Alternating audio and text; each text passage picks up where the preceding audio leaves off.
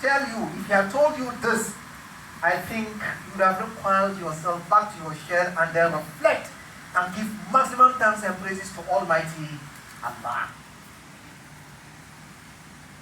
But because you are blinded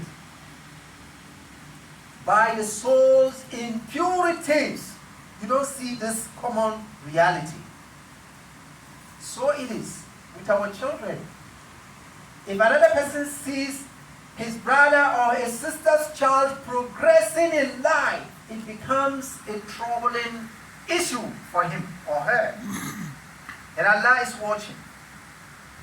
So, if you are engaged in that, never think of Al-Jannah, never think of paradise at all. If Rasulullah sallallahu alayhi wa sallam is telling you, jealousy devours your virtues, your good deeds, just as fire devours, wood. You have fasted, right? Jealousy has come to devour all. Because fasting is virtue, right? You have fasted. You have come to the mosque, you pray 5 times daily, right? Because of jealousy, Allah says, no, I don't like it. You have gone to Hajj. You've given sadaqah. You have helped the poor and needy. But because of just one thing, the jealousy, Allah subhanahu wa ta'ala says, no.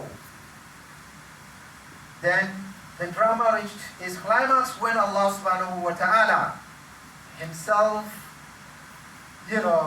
authenticated what the Holy Prophet Muhammad sallallahu alayhi wa sallam said in hadith. And Allah subhanahu wa ta'ala repeated that in the Holy Quran.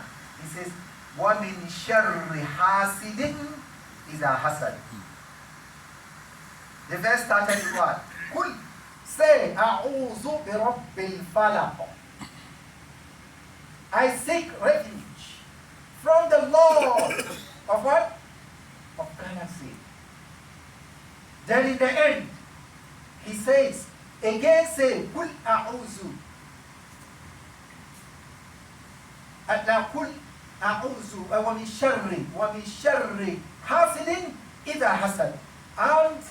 And then seek refuge from the mischief of a jealous one when he jealouses. That's what Allah subhanahu wa ta'ala says in the Holy Quran.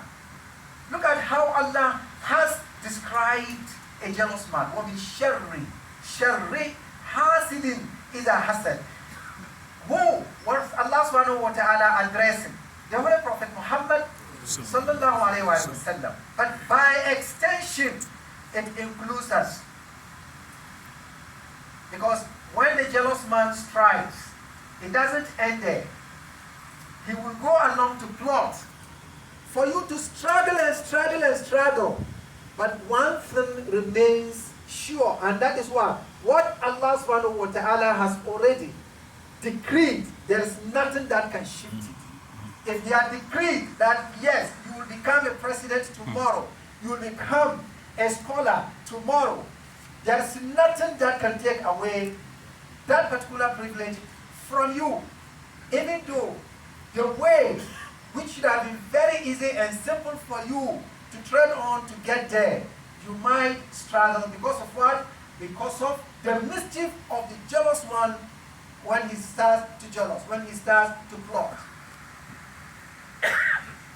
Let's come back to the story of Nabiullah Yusuf alayhi salam and his brothers. So, it was not by coincidence that Allah subhanahu wa ta'ala says in their story contains much lessons for people who reason. When Nabiullah Yusuf dreamt that he saw 10 stars and a moon prostrating before him, إِنِّي رَأَيْتُ أَحَدَ عَشَرَ كَوْكَبًا, 11 stars, sorry. وَالشَّمْسِ, and then the sun, وَالْقَمَرِ, and the moon, رَأَيْتُهُمْ لِي سَاجِدِينَ, I saw them prostrate before me. That was the message given to Nabiullah Yaqub. So because Nabiullah Yaqub was a prophet, Allah subhanahu wa ta'ala has already enlightened him of what Joseph was going to become tomorrow. That Nabiullah Joseph's brothers, who were also scholars, who knew divine messages, because they were born from a chosen servant of Almighty Allah, not that alone a prophet. They were able to interpret the dream. He said, this young boy, if we had to spare him, he will actually overtake us one day. Therefore, there is the need for us to begin, shutting down all avenues that he will tread on to become what we have seen in the dream. وَاللَّهُ غَالِبٌ عَلَىٰ أَمْرِهِ